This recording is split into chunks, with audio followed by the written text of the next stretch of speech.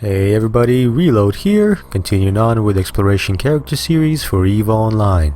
I took a bit of a break, but it's finally time to dive into the combat sites of exploration. As promised, I will be using the Sisters of Eve frigate Astero. Now, that's obviously not the only ship for the combat site exploration, but I've picked Astero for several reasons. Aside from being a ship that I typically see new exploration players aiming towards, it's actually a pretty decent all-around exploration ship, if you can afford the price tag.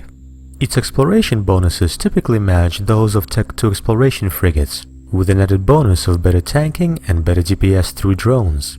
And all of that comes at a much lower skill training requirements compared to the Tech 2 exploration frigates. This is how Astero stacks up against the Buzzard. As you can see, both get 10 points bonus to relic and data analyzers, and both can fit the covered ops cloak. But the Astero gets 37.5% bonus to core and combat scanner probe strength, compared to only 10% bonus for the Buzzard. In addition, Astero gets 20% bonus to drone hit points, and 4% bonus to all armor resistances. At my current skill level, it would take me additional 23.5 days in order to be able to fly the Buzzard. So if you can afford the Astero, it makes sense to be able to take advantage of the bonuses equivalent to those of Tech 2 exploration frigates. The price difference between the Astero and the Buzzard for the ship hull alone is quite staggering. At the time of me checking the prices, the difference was between 22 million for the Buzzard and 70 million for the Astero. So you definitely have to be careful if you decide to go ahead with the Astero.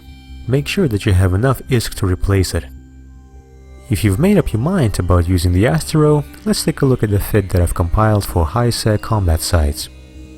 To start off, I have decided to fit the Sisters Core Probe Launcher. Now, it's a very expensive module, but the 10% scan strength bonus comes in very handy in a competitive high-sec exploration. The regular Core Probe Launcher will do just fine, but personally, I wanted that extra scanning speed boost. The covered ops cloak is generally a must on the Astero, but if you're only using the ship in high-sec, it's not really necessary. You can still keep it for added security and for scouting purposes, but definitely make sure you fit it if you plan on going into low-sec. In the mid slots I have the afterburner, the 2 drone navigation computers, and a cap recharger. As for the low slots, I fitted the small armor repair, energized seductive nanomembrane, and 2 drone damage amplifiers. The rigs that I have selected for this ship are 2 small auxiliary nanopumps and 1 small capacitor control circuit. These are meant to make the ship cap stable and to enhance the small armor repair. The Astero is a very versatile ship, so by no means is this the only fit for it. With the current skill set of this character, this particular fit does really well for high-sec combat sites. Since it's cap stable, you can permanently run the active tank, which is further enhanced by the bonus to all armor resistances. If you just started using this ship, I recommend going to the Mastery tab. That will give you a breakdown of all the related skills that you need to train. Just pick and choose what you need the most. Even though it's an expensive ship, the Astero is perfect for exploration combat sites. It takes away the need for having 2 ships, one for scanning and one for DPS, or for modifying non-exploration ships for scanning down cosmic signatures. The Astero is very good for fast scanning, and it has good bonuses for hacking relic and data sites. So if you're tired of running combat sites, you can always use the mobile depot in order to refit your ship into a very solid exploration frigate. You just have to carry all the necessary modules with you.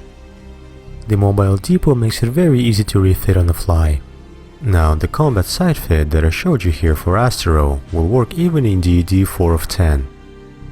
This was quite a tough site, especially for my character that doesn't have much in terms of DPS or tanking skills.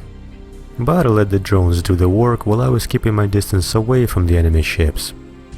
The armor tanking worked quite well, while the drones themselves needed to be recalled and redeployed a few times to avoid the damage. Even with those challenges, the site was quite doable. The rewards for the combat sites come in the form of random loot drops, particularly Overseer's artifacts and faction modules. This time around, there wasn't anything very expensive being dropped. Overall, all of the loot collected was close to 7 million ISK. That's not counting the bounty rewards. But considering the drops are random, there's a big room for improvement here. It's not uncommon to find drops worth of hundreds of million ISK. At the very least, if you have a very low value loot drop, you can still rely on the bounty payments for destroying the pirates. The Astro definitely requires a huge investment of ISK, especially if you'd like to outfit it with all the best modules. But it's quite a versatile ship, letting you explore the combat sites in addition to the data and relic sites.